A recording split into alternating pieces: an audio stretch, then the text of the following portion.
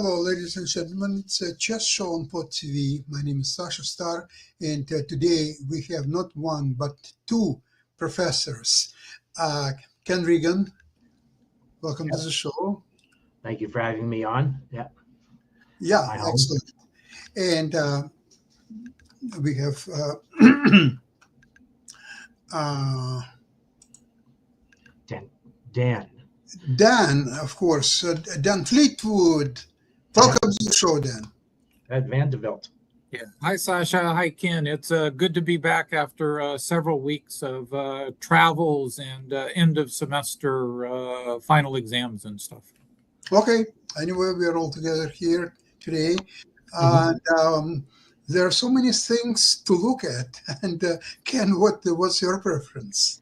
Well, I think most of the eyes in the world are on the Tech Mahindra Global Chess League in Absolutely. Mumbai being Yeah. played in person. And I have some marquee matchups, including one from today. And I actually want to begin by showing you something that to me is fairly remarkable, considering that this is a rapid match being played at game 20, so fast chess. So this was the, where do I have it? Here I have it. Let's see. So tell me when chessboards come into view. Oh, I see chessboards. Yes. So this was today's match against the PBG Alaska Knights, who actually have been having a really difficult time in the tournament. They went 4 matches without winning a single game. They finally won a match yesterday in the 5th round, and the 6th round played today. They lost very narrowly by 1 point, as you can see. But the remarkable thing, this is showing you the final positions of all 6 games today. And they're all in endgames. Yeah. So rapid matches, rapid or not, they all came down to endgames. And I'm going to show one of them because, I'm going to show a win by Gukesh today, a loss by him yesterday. Whoops, I'm not ready for that one. And that's what I have prepared here. Oh, so I am intending to click this board. So this is an interesting game. It's first of all Ali Reza playing a form of the London system as white. So there are lots of cracks about that. it's a Jobava variation, right? Yeah, exactly. Yes, So, and so it's interesting actually is, except for F3 being thrown in, it would be the white position. I don't know. I guess there's no real way to compare it. Now, the funny thing here is that black sacrifices 2 pawns and takes a while to recover them. And indeed, if you, there we are, 2 pawns. And now after this, you might think, wait, is black going to resign? I mean, 2 pawns down and got a knight on F6 that's under pin. But no, black is able to strike back by going here. We are going to win the C5 pawn back. And so it's important for white to play knight C3. If you play C3, then this, and it turns out that although I don't know what is black doing here, turns out actually that black is going to get quite a nice compensation and attack. White is very undeveloped in this position. So therefore, after queen a5 check, you bring the knight back to c3. Okay, and then black now. This appears to force black to capture the c pawn with his queen, but it actually does not, because on b4, black can take on c3. So I plays queen d2, which apparently is a mistake. That knight e2 is a better move. But now we get this kind of position where black's compensation is fairly evident now. White's up a pawn, but it's a damaged pawn on an open file. And the computer says that Gukesh has more than equalized in this position.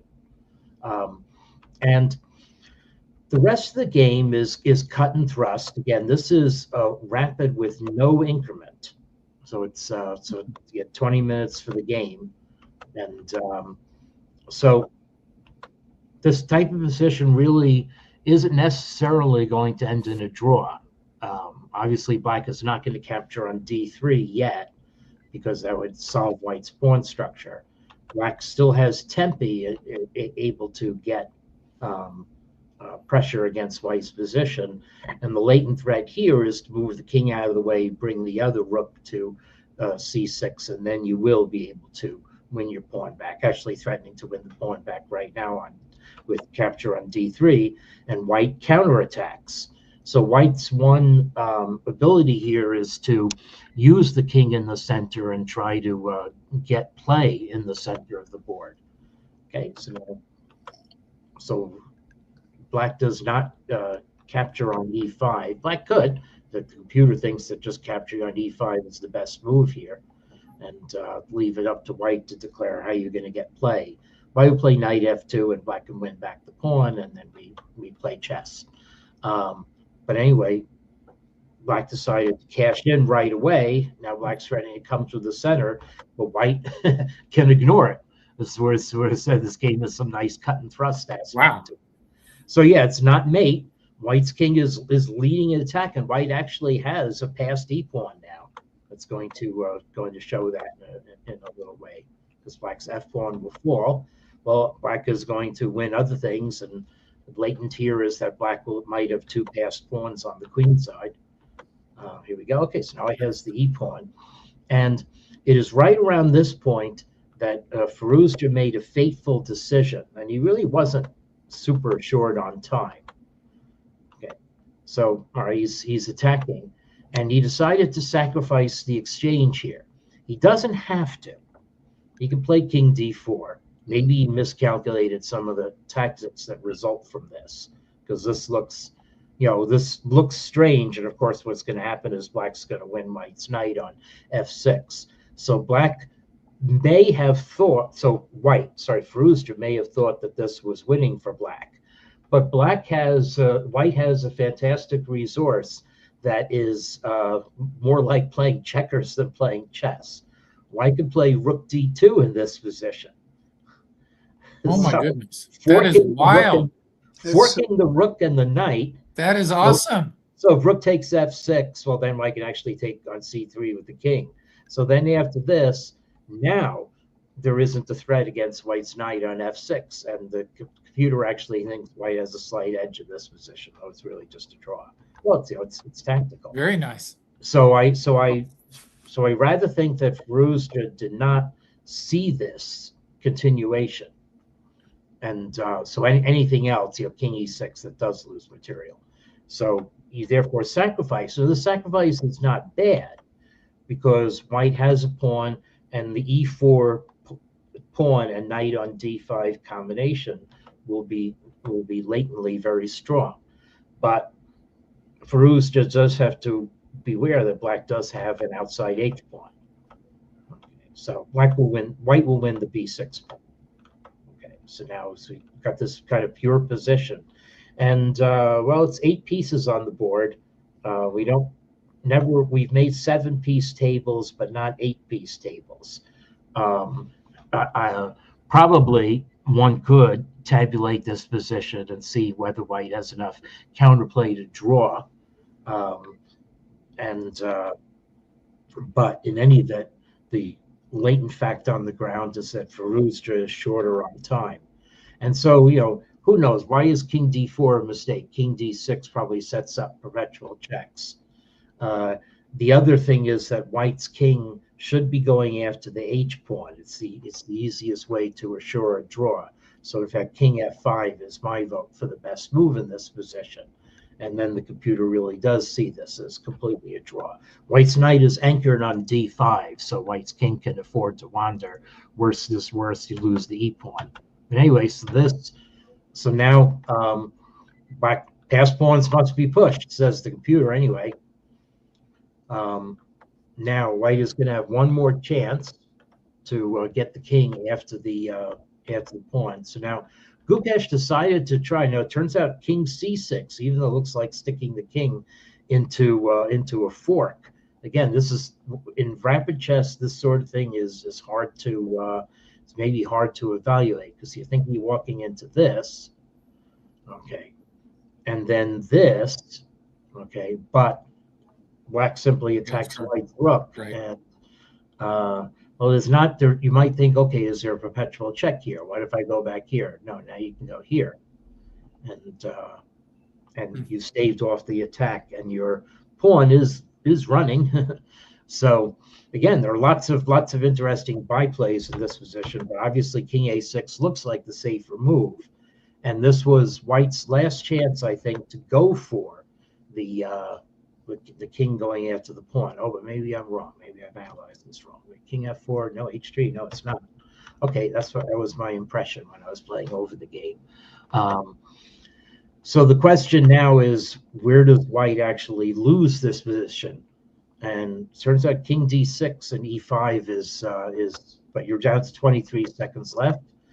You see a check, give a check, and you're hoping you can stop black's pawn with your knight.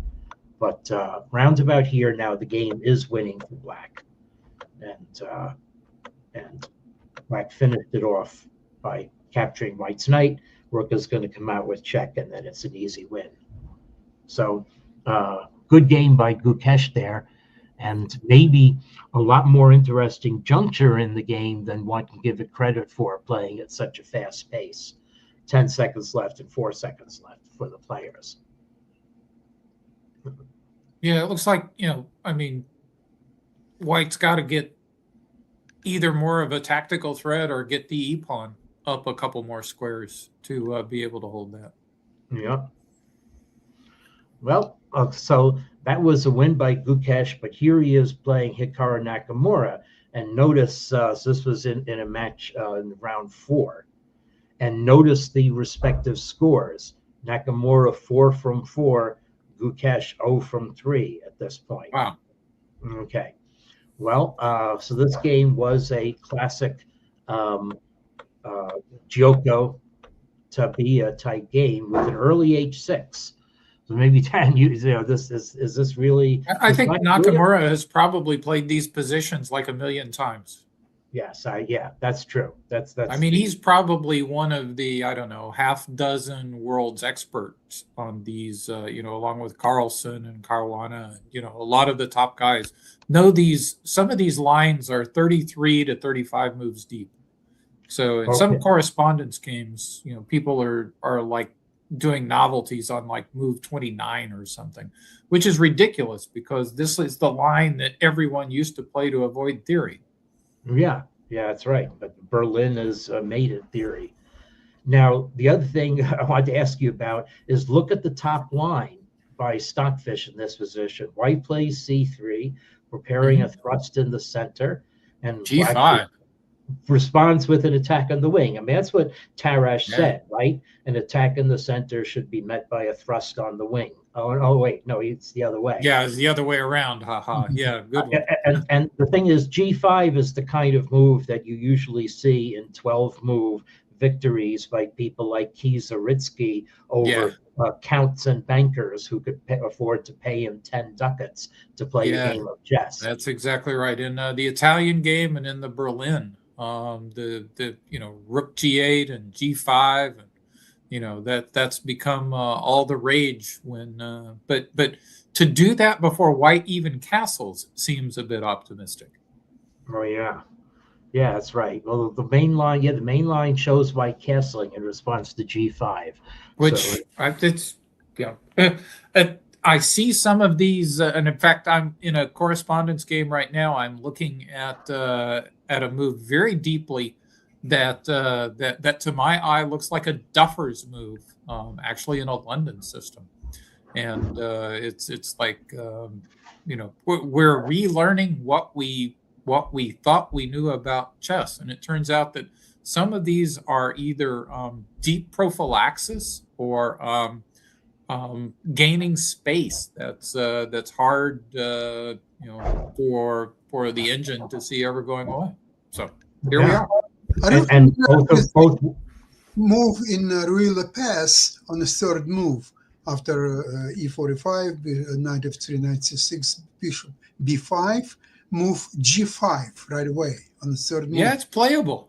It's playable in It's Blitz. bad, but it's playable. In Blitz, you can almost 100% because first of all, you're gaining a minute right away. Then Yeah. there is no refutation of that move anyway. Yeah, I know. Those white squares are horrible. I would never play it in correspondence, but for blitz, it would be fun. Yeah, Mhm. absolutely. So Dan, both words you said, gaining space and prophylaxis, apply to White's next move, A3. Yeah. Oh, yeah. That's got to be a double exclam. Yeah, yeah, yeah. Definitely from the Star Trek universe. H6, A3. Wow. Well, okay, G6 now. So Hikaru, likes to fianchetto the bishops, and now Gukesh does start playing some very simple moves. Okay, well, H3, of course, to stop. I guess White is inviting Black to take an initiative. I don't know what else is. Yeah. Well, no, but White now starts playing very sensible in the center moves, and White isn't technically ahead in development. It just felt like it after these moves. Because so I don't know. In fact, I don't know what Queen D7 is even about. Why did you play Queen E7 D7? I don't know. I guess because White castled, now threats against H3 Right. are worthwhile. And Yeah, I'm sorry. If Nakamura plays Queen D7 against me in this position, I'm terrified. Yeah. So okay, yep. So there you have it. So Gukesh decided to forestall any idea of bishop takes H3. In fact, let's just see. Is the computer really thinking bishop takes H3 is on? Let's just play a normal move for White. And does the computer think the no? Okay, not here. I'm still terrified. It doesn't matter. Okay. It's Nakamura. Even if it's bad, it scares me. Yeah. But yeah. it looked like the computer wanted G5 after Rook D1, and that would be an entertaining game. That would then comes G4, and that's exciting. Yeah. Well, we're gonna get our entertaining game, all right.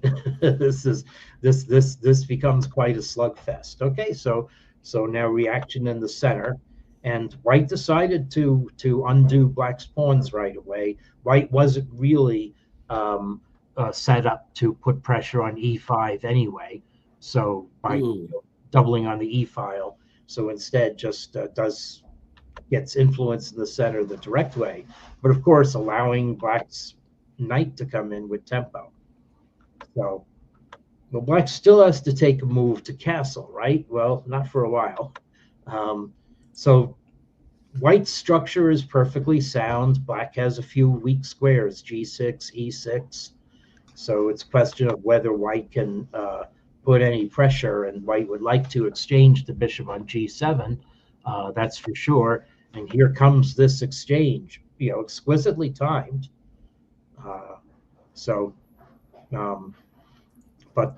Nakamura is able to decline the exchange. So if you capture, then White can take on E5 with the knight and slide the other knight back to F3, and that's fine. But Nakamura just calmly inserts the knight before the bishop and castles. So now we have dynamic parity, but still White for choice because Black's position is much looser, and there are tactics in the game. And in fact, Rook AE8, the most natural move on the board, is allows White to create a tactical problem for Black. So is there anything really going on here? And the computer just wants White to play C3 and then says that Black can't do anything.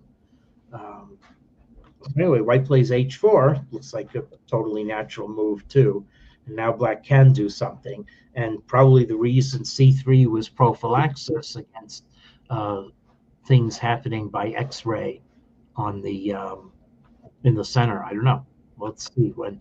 So Rook takes F4, Bishop E5, Rook F8. Okay, I mean this is still fine for White. And now Gukesh can get the upper hand, but also worth noting the players were down to a few minutes left. So the computer says White should take. It'd be interesting to know what White thought might be loose in the event of taking. I mean, I guess what you see is if you take, Black has knight d4 maybe, and their pins might come into play. But it doesn't work. Anyway, White retreated the bishop to take pins off the table. And Black could have captured on h4. Wow, he had to uncover the attack on the bishop.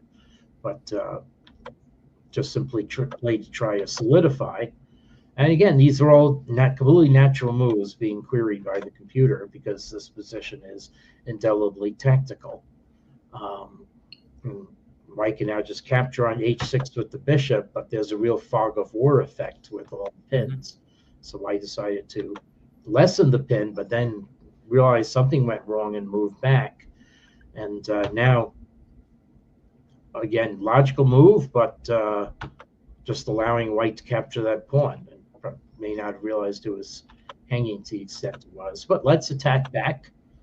So now Nakamura has at least achieved knight outposts on the light squares. Just down a pawn. And Gukesh, with 1 minute left, attacks a little bit too soon. Okay, more good squares for the knights. Yep. Okay, so we've won an exchange, but White still has more pawns and more avenues of attack. So now comes the most interesting juncture of the game. So the computer says White can win by playing bishop d2 and just relocating the bishop to c3.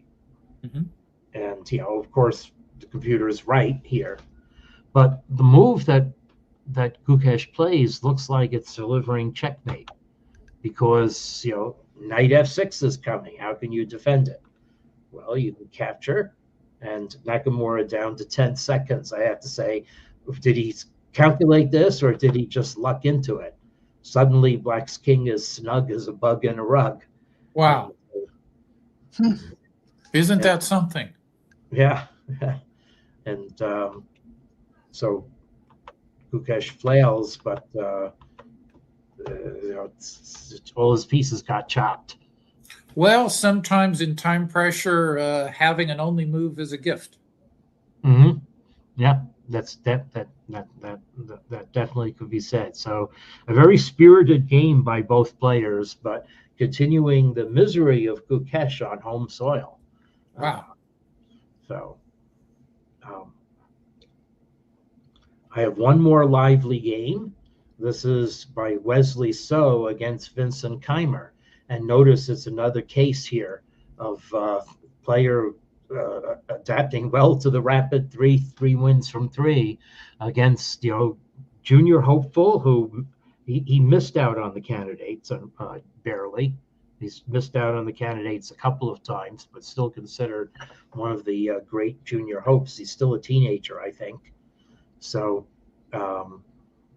therefore, it's a definite feather in the cap for the older Wesley So to outplay him in a game like this. And does so with the what's the name of the grandmaster?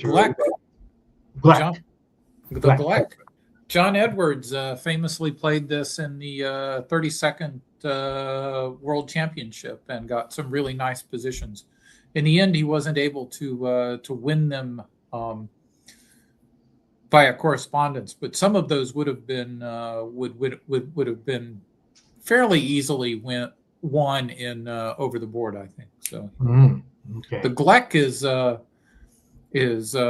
underappreciated, and one of the reasons that if someone plays 2 knight c3 against me, I answer with 2 knight c6 just to avoid some of the Gleck lines that wind up taking you into things that look like a Vienna or a King's Gambit decline. I don't know what this game is going to give us. I mean, Wesley has such a purely classical style that I could imagine that he would just crush someone positionally too. So anyway. Well, this game... there are a lot of ways for the game to go. Yep, and this one I wouldn't say is so positional, but... Oh, hello. Yes. Bishop c5 rather than playing d5 and trying Goodness. Here we go.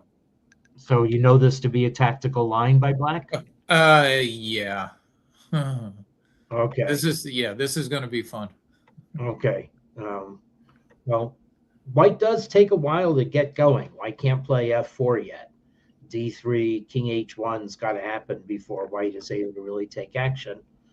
And so decides not to follow that automatic path, but just go d4.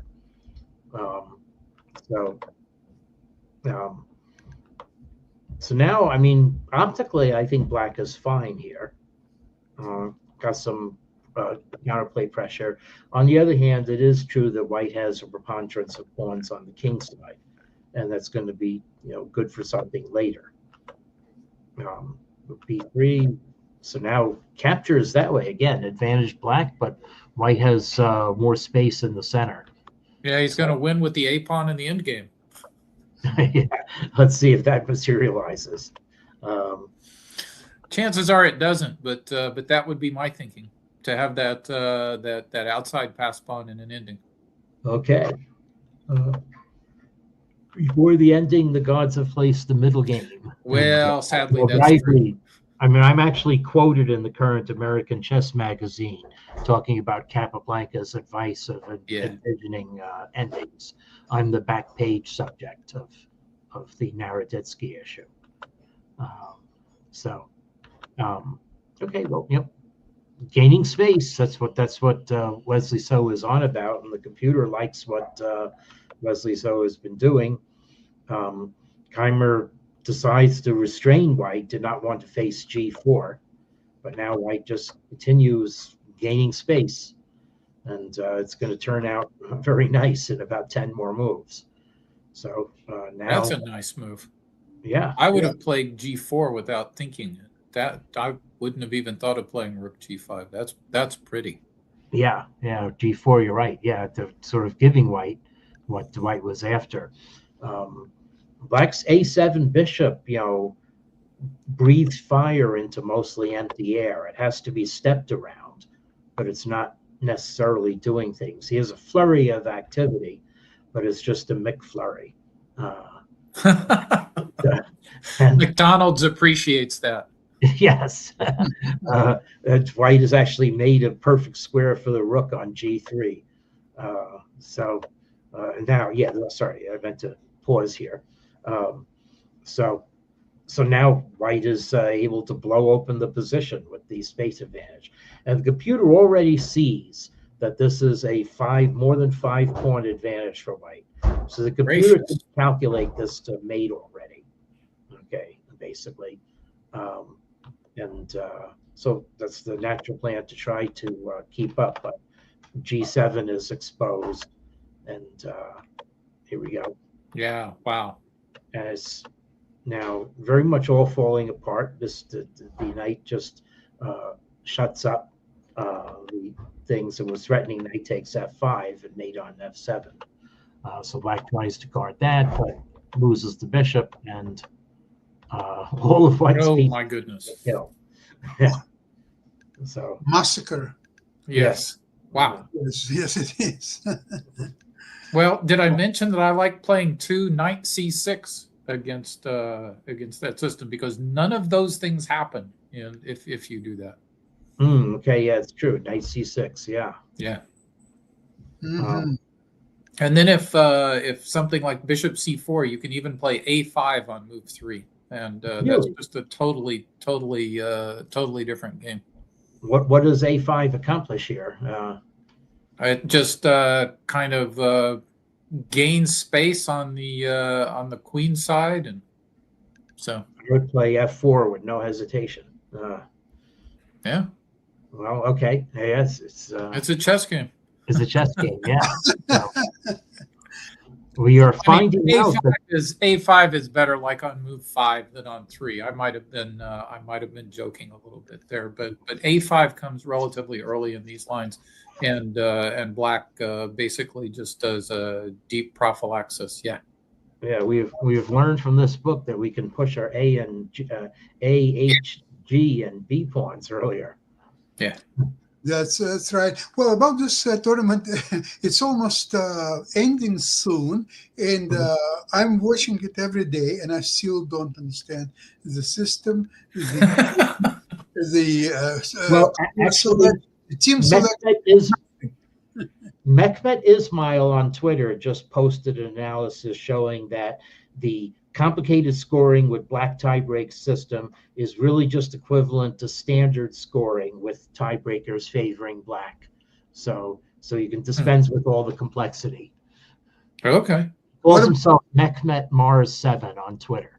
What about the color selection when team plays all games with the same color? That's never happened before. I don't recall it. Yeah. Did you notice that? So really is a white. Well, it's a double round robin, so they can do that. Oh, I see. That I didn't know. I didn't even know that. It goes to show that unless you know all of the details, it's mysterious. And sometimes, even if you know all the details, it's more mysterious. Somebody should write the book about all the rules of this tournament, so people would have better understanding, because you are watching the games. Games are fascinating, very good games, excellent grandmasters, including world champions and so on. Actually, that's another tournament that shows today's meaning of world champion is becoming quite artificial, to say the best, because it's very seldom that he can score even 50% in a tournament. Yeah. Whether it's a fast game or so on. Okay, gentlemen, thank you very much for today's program. We will have a rest next week, and we'll enjoy watching the Rapid and Blitz Championship. And then the following week, we will get together, we'll discuss this fascinating tournament. Wonderful. All right. And Merry Christmas to all of you and your families. Happy Hanukkah to you. Happy New Year. Happy Hanukkah to all. Bye-bye. Merry Christmas, happy holidays, and go Happy New Year. Vanderbilt football. Yeah, thank you. Heisman, but might get some playoff wins. So, Excellent. All right. Bye-bye, everybody. All right. Bye, everyone. Bye-bye.